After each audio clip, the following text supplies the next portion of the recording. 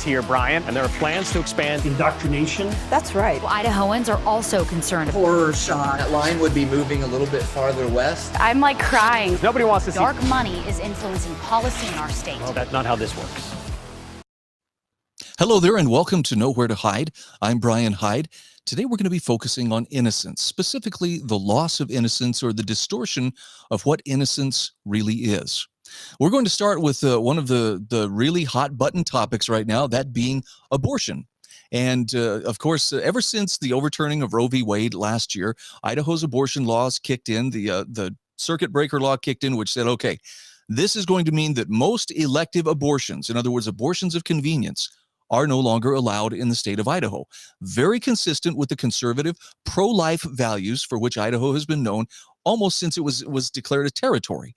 Now, unfortunately, this seems to be an affront to those who, for whatever reason, celebrate freedom, or they consider the pinnacle of freedom to be the destruction of innocent life, primarily pregnancies that are either unexpected or unwanted.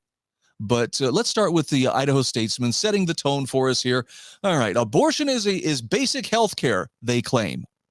All right, we'll explore that in a little more detail, but look at this. Nearly 2/3 of respondents said they are considering or may be considering leaving the state, nearly all because of Idaho's restrictive abortion laws.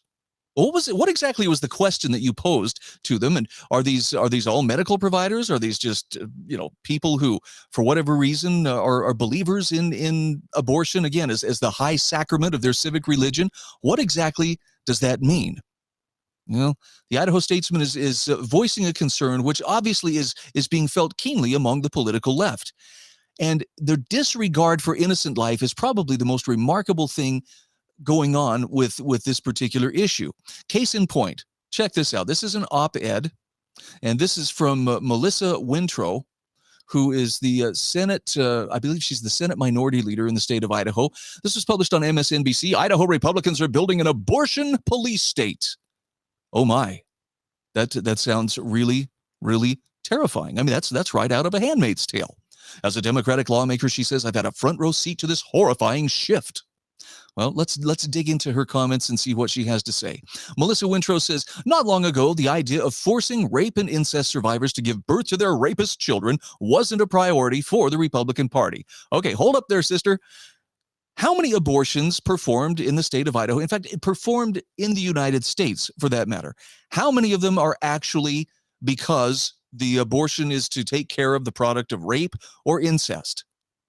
I mean, I would love to know an answer. I'm not doubting that occasionally it does happen, but I think it's probably a tiny number, maybe a fraction of a percent, compared to the number that are simply done for the sake of convenience. I don't want to be pregnant. I can't deal with this right now. I'm going to go take care of this. There's a world of difference here.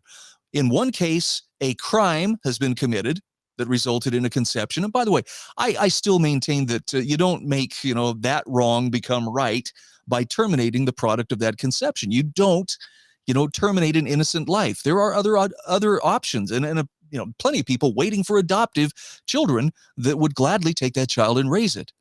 But that's beside the point. The idea that, oh yes, the GOP is all about forcing rape and incest survivors to give birth to their rapist children.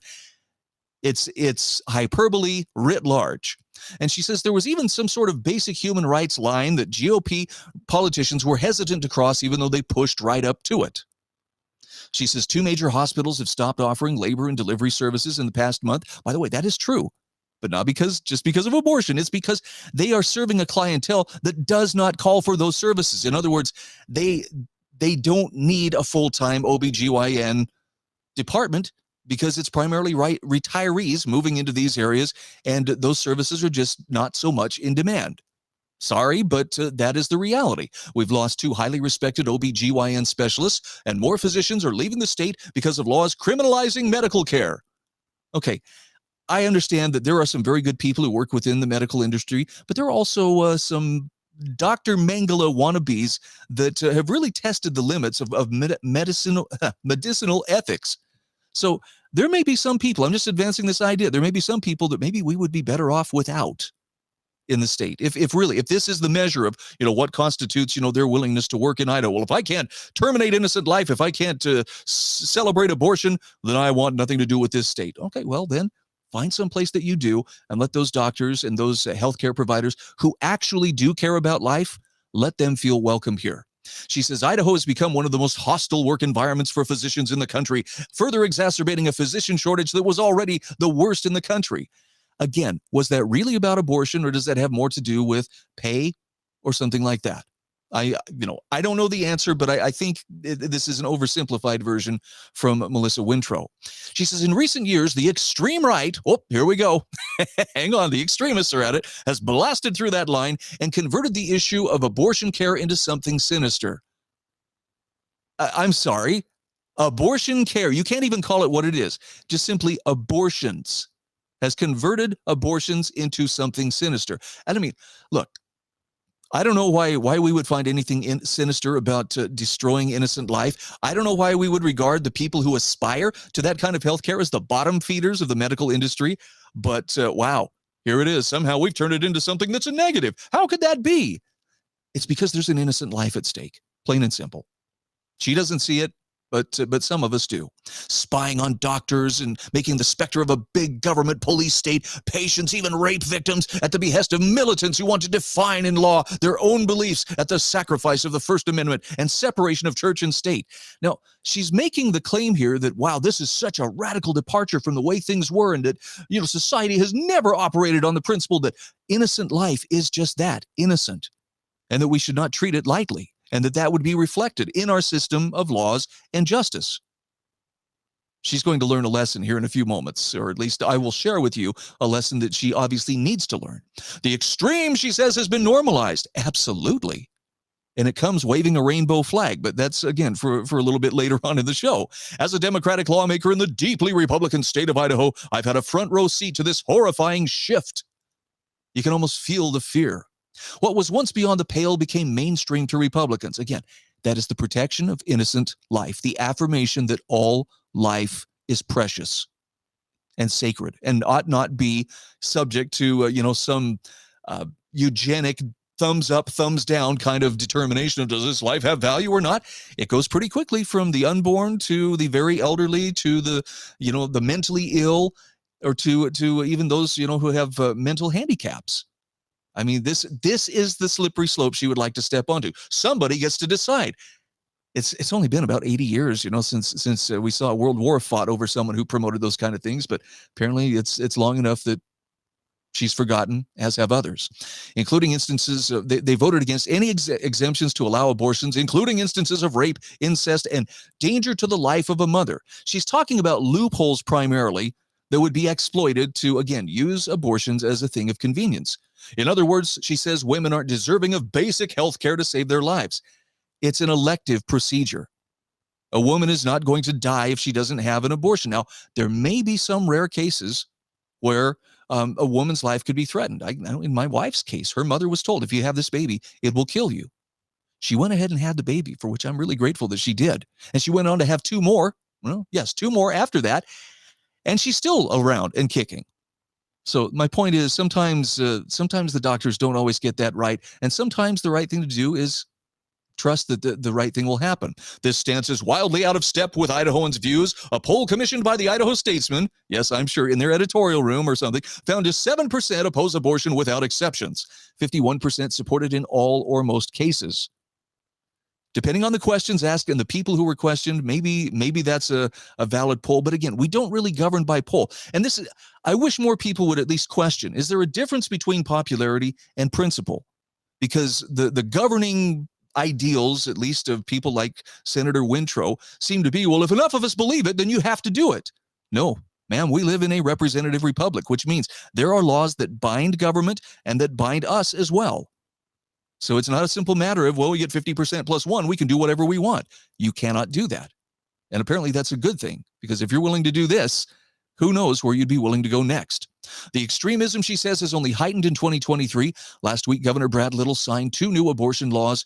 The first, H-242, makes it a felony to help a pregnant minor get an abortion in a state where it's legal, if you take that child out of state without her parents' permission. There's a little context for you that seems to make a pretty big difference. The most oppressive restrictions on women in the country, thanks to Idaho Republicans.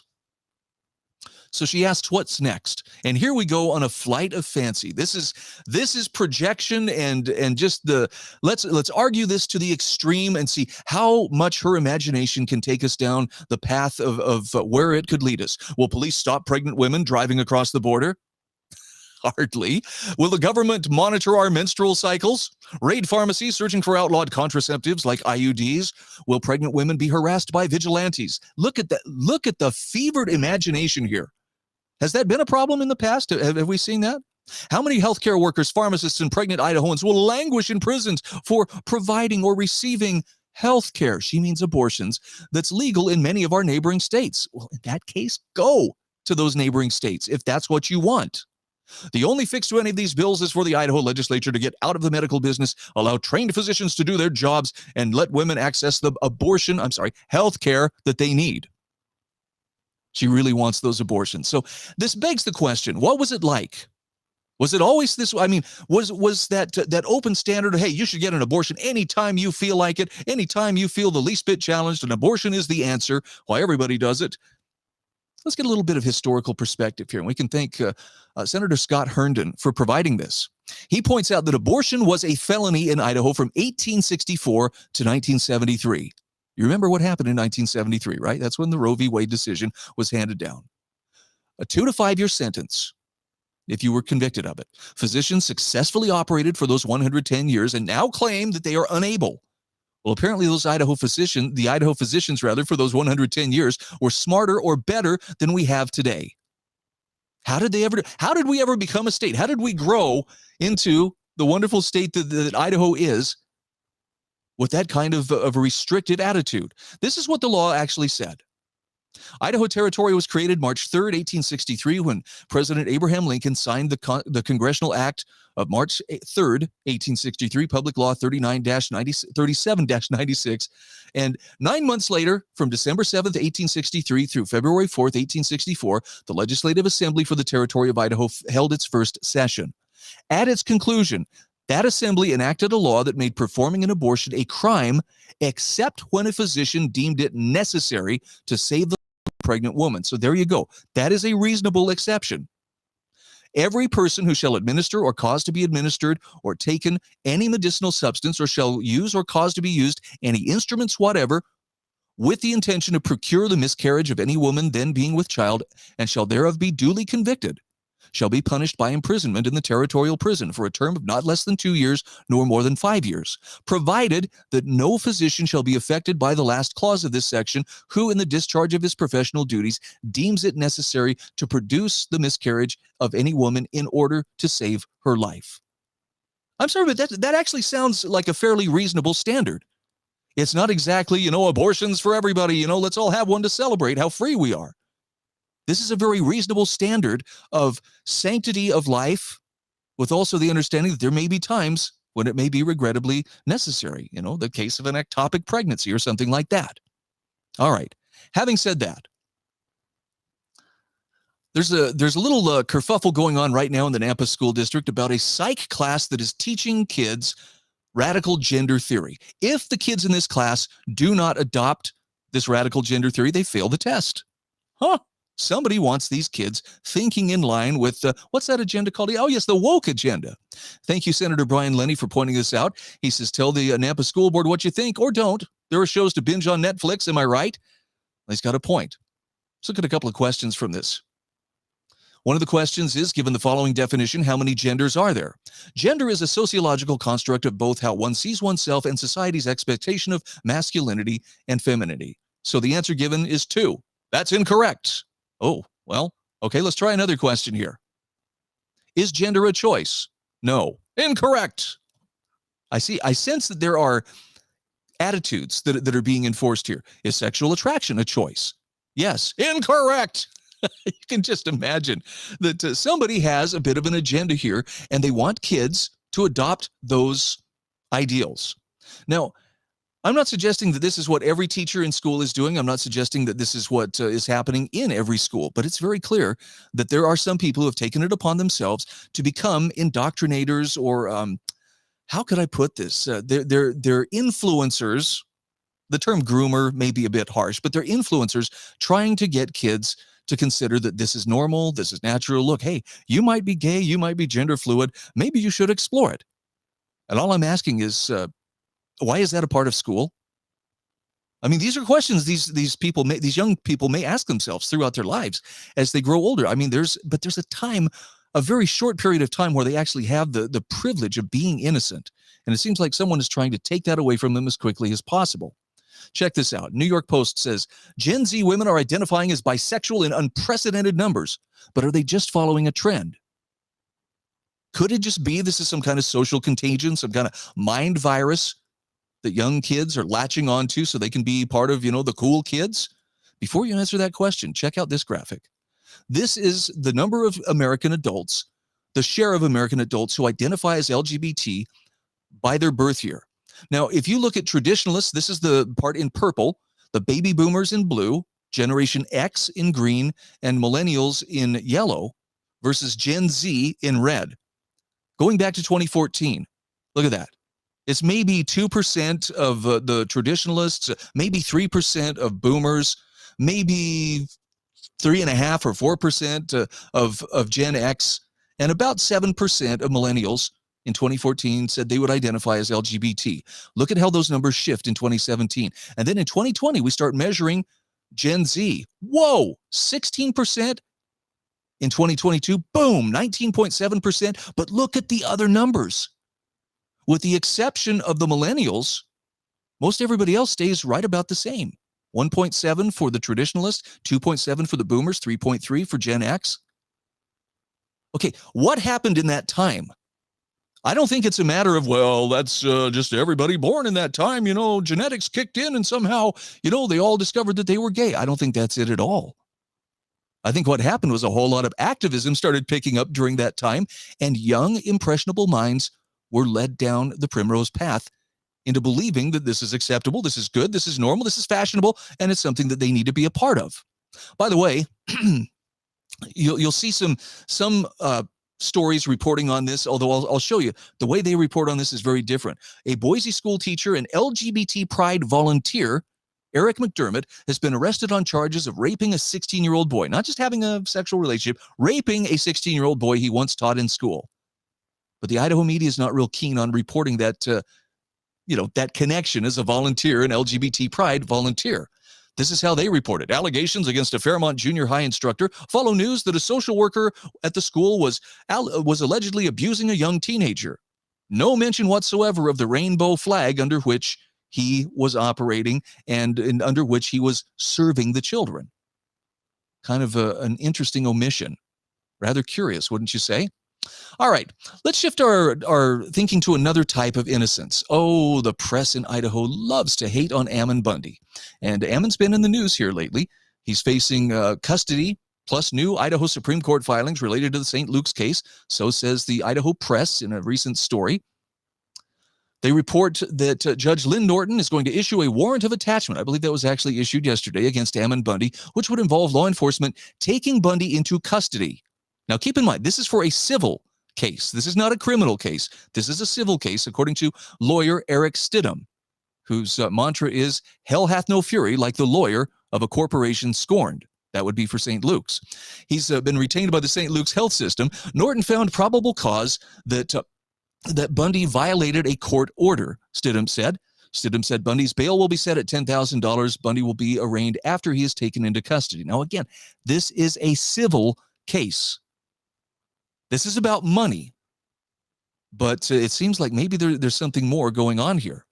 In a text to the Idaho Press, Bundy said a warrant was issued for his arrest. He also asked why St. Luke's and the judge don't just enter a default judgment against him and close the case.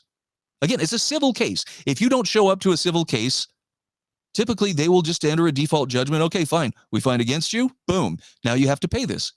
So Bundy said, why doesn't the judge just rule that St. Luke's wins the case? They must want more from me than money. Now, just today, a little bit earlier this morning, Ammon released a video about 15 minutes long in which he said, okay, St. Luke's, I'm going to follow the scripture testament about if thine enemy sue thee for thy coat, give him thy cloak also.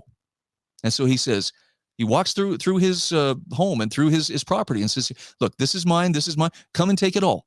You can have it all, just leave me alone. How do you suppose they're gonna behave? I have a hunch that Mr. Stidham probably has more than a fair share of Shylock in him and is going to want a pound of flesh in addition to the money. But isn't that curious? Here's a headline from the Idaho Capital Sun. Judge issues warrant for Ammon Bundy, who's ignored St. Luke's lawsuit for nearly a year. St. Luke's continues its legal case against Bundy, his friend Diego Rodriguez, despite their refusal to comply with the court. Look, it's a civil case. This is not a criminal case. They don't need to be dragged into court. Not responding is it's telling the court, I don't care enough to fight this or to stand up against it. But you're hearing a bunch of hand-wringing. Oh, this is making a mockery of our court system, and something has to be done. Oh, but it gets even more intense. Now it's claims that somehow this is going to shake the faith in the system. Look, if you can't see that the system is being weaponized and being used to engage in lawfare against both Mr. Bundy as well as Mr. Rodriguez, I don't know what to tell you. May the scales fall from your eyes at some point, hopefully before it's you that's being targeted. But if it can be done to them, it can be done to you, especially in light of what Ammon, actually what landed him in that civil case. An Idaho judge, says the Idaho Capital Sun, issued a civil arrest warrant Tuesday for Ammon Bundy after he repeatedly failed to appear in court or respond to a lawsuit filed by St. Luke's Health System. You understand, of course, when they say respond to a lawsuit, they have been sending him multiple reams of paper on a daily basis. They're burying him in paperwork. This is the blank check that was given to the law firm for which Stidham works, and they were just told, get this guy, destroy him, make him pay. Ada County Judge Lynn Norton says she found probable cause that Bundy committed contempt and set his bail at $10,000, a figure she called reasonable. Whatever you say, Your Honor. Bundy wasn't present in the courtroom, though several of his supporters were. St. Luke's last May filed a lawsuit against Bundy, his gubernatorial campaign, and other business entities, as well as his friend Diego Rodriguez and Rodriguez organizations. Protests over not just the hospitalization, but the medical kidnapping of Rodriguez's infant grandson last year resulted in the redirection of emergency services and a lockdown of the downtown Boise campus, which the health system is saying was simply a grift to enrich themselves and boost their own publicity. Wow. That is rich. I don't think either Diego or Ammon has exactly been raking in the bucks on it. It's cost both of them quite a bit. But Ammon, as he had said in a press release that he released a few weeks ago, says as much pain as it has involved, as much cost as it has involved, it was the right thing to do, to stand up for this innocent child being taken from his family under false pretenses and coercive pretenses, by missing a doctor's appointment. This child was never in danger. They had a foster family lined up and ready to go that night. You wouldn't do that if he was in severe malnutrition and they needed to keep him at the hospital to keep him safe. No. So there's a lack of truth-telling on the part of St. Luke's, on the part of the Idaho Department of Health and Welfare, on the part of Meridian Police. And I know this is hard for people to hear because these are institutions that we want to have faith in. We want to know we can trust these people. They have, some very serious responsibilities, life-affecting responsibilities. And when they behave in ways that are beneath those responsibilities or that are unethical, or in some cases just downright evil, don't you have a duty to call that out? Well, that's what Ammon did, and that is why he is being punished. He has damaged their standing in the public's eyes by showing people what they were doing. Now, Rodriguez says he and Bundy have not made any profit from the child protection case. How sick and twisted could someone possibly be to even imagine that I was engaging in a grift, as they call it? By the way, grift is kind of a progressive cuss word for anybody who is making a living without the express permission of those people who wish to control them. They never would use that to describe politicians or their political hangers-on, the rent seekers out there. But anybody who's out there, able to make a living, without our license and without our permission is a grifter. Go figure. He says that I was trying to gain money or publicity from the kidnapping of my grandson. He says, no, this level of depravity is rare, and one can only assume that the plaintiffs or their counsel are acting in perfect alignment with the textbook psychological definition of projection, which means that they accuse you of doing what they would do. Normal, decent, and honest citizens with integrity would never think to use the most horrifying experience in their entire life, the kidnapping of a precious baby, in this case my own grandson, for profit. Funny, I'm not hearing that a whole lot, from the government officials involved, and particularly the St. Luke's people involved. But notice this disclaimer at the end of the story in the Idaho Capital Sun. Healthcare providers said they worried not only about the safety of their families, their homes, and themselves. These are the ones who participated in that medical kidnapping. They also worried that parents would be reluctant to take their children to St. Luke's Boise campus, the location of Idaho's only children's hospital. Well, do you blame them? If they know that something as simple as missing a doctor's appointment could land them in all kinds of legal trouble and the possibility of their child being kidnapped under the color of law, you're dang right people should be hesitant about taking their kids there. Oh, editor's note, St. Luke's is a financial sponsor of Boise State Public Radio, which contributed to this story, but had no input or editorial control over this story. We promise. All right, here's the rest of the controversy. The sheriff's office in Gem County, they've been serving Ammon papers, day in and day out. It was private process servers. Then Ammon started to have those process servers trespass simply because he was being terrorized and harassed by them around the clock. And finally he said enough. So the sheriff of Gem County actually said, look, this has to stop. And these are some of the things he said in the letter that he wrote on April 12th. He says, to whom this may concern, the Gem County Sheriff's Office has been utilized for civil services on Ammon Bundy. In the course of providing this intermediary service, as the Sheriff's Office does for anyone requesting the services, service on Ammon Bundy is becoming a concern. Mr. Bundy has avoided service, and when he is contacted, he's becoming more and more aggressive with his behavior with the civil paper servers. Now, the sheriff is not wrong about this. Ammon is getting more and more disturbed by this. But again, this is happening on almost a daily basis. And if you watch the video that he published earlier today, he will show you this is just one package that arrived in one day. There's at least 7 or 8 different filings, different briefs, different things that he has to respond to. It's lawfare. That's the term for it. They are trying to bury him. The process is the punishment, and it's meant to demoralize, to crush, to bankrupt without ever having to face, an actual jury, which might actually see through the process. The sheriff goes on to say, I talked with Mr. Bundy via telephone on April 10th. Mr. Bundy expressed to me that he feels like he is being harassed by all the papers that have been served on him by mail and personnel service. Mr. Bundy went on to say that he is at his breaking point. By the tone in his voice, I believe he is. In my opinion, if this continues, there is potential for someone getting hurt. My concern is with the safety of process servers and my deputies. I do not want to risk harm, look at these last words, over a civil issue. So why do they keep pushing this? Ammon has told St. Luke's, whatever you want that is mine, come and take it. It's just material things. And he's, believe it or not, he's actually a pretty savvy guy, pretty good businessman. He can rebuild. He can definitely come back from it, and he can start over if he needs to. But it isn't just his things, or it isn't just his money that they want. They want this man's life. They want him crushed. They want him in prison. I think really they want him dead. And I would go so far as to say that there's a bit of bloodlust that seems to come through a lot of the mainstream media reporting as well. Well, are we going to see a shootout or something like that? Ammon has never acted out violently against anybody. He has acted defensively. If you saw the video from Bundy Ranch back in 2014, where his aunt was being manhandled by a BLM agent and he got tased not once, but I think 3 times. And yeah, he's not a person who's encouraged violence, but he has been pressed and pressed and pressed. And when you take from a guy everything, there's one of 2 things that happens. I think it was Solzhenitsyn who said, once you have taken everything you can take from a man, he's free. That's because you have nothing left to leverage against him. I remember when Ammon was awaiting trial down in Pahrump, Nevada, sitting in prison, and they put him in solitary confinement. Everything they could do to make him miserable. And there came a point finally where they were like, you will do as we say or else. And he's like, or else what? You're going to take away my birthday? There is nothing that you can take from me at this point. And his jailers were furious because he was right. There was nothing they could do. Now, the second possibility is that when you take everything from a man, he suddenly has nothing to lose. And that's a pretty dangerous situation to put somebody into.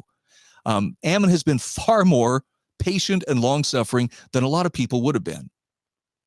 I'm not saying that he's justified in using violence, but I'm saying that he's not the one who is being the aggressor here. It's the people who are determined to crush him and who are determined to break him. And again, over what? It's a civil case. I don't know. It speaks to some really interesting motives on the part of St. Luke's, as well as people at the Idaho State Police, as well as people within the judicial system. And this case is actually on its way likely to the Idaho Supreme Court. I know a writ of memorandum was done, or writ of mandamus rather, was done here just within the last day or so. So it's very likely they're going to be hearing more about this, and we'll see what comes of it. My question to you is, what would it take for you to consider that perhaps the state is overstepping its bounds and is going too far in its effort to break a guy who was simply standing up against an injustice, and peacefully at that? Oh, I know he was arrested for trespassing. Oh, he raised a ruckus. But it was the life of an innocent child that was at stake here. I mean, at what point do you just shrug your shoulders and, well, it's the law, they're just doing their jobs. I guess we just go along with it. It's pretty easy to sit back and criticize when you're the one just sitting in a comfy chair. But people who actually have skin in the game, I don't know. I'm inclined to give them the benefit of the doubt simply because all the state understands is force. It's like a giant, mentally challenged toddler that just wants to hammer everything that it sees into submission. And it's been weaponized, and it's been used against Ammon Bundy. And even if you don't agree with a single thing that he thinks, don't think that it couldn't happen to you. I'm Brian Hyde, and this is Nowhere to Hide. Reporters are biased, the Idaho Press Club are biased, all media, newspaper, radio. To be completely blunt here, Brian, and there are plans to expand indoctrination. That's right. Idahoans are also concerned. Horror shot. That line would be moving a little bit farther west. I'm like crying. Nobody wants to see. Dark money is influencing policy in our state. Well, that's not how this works.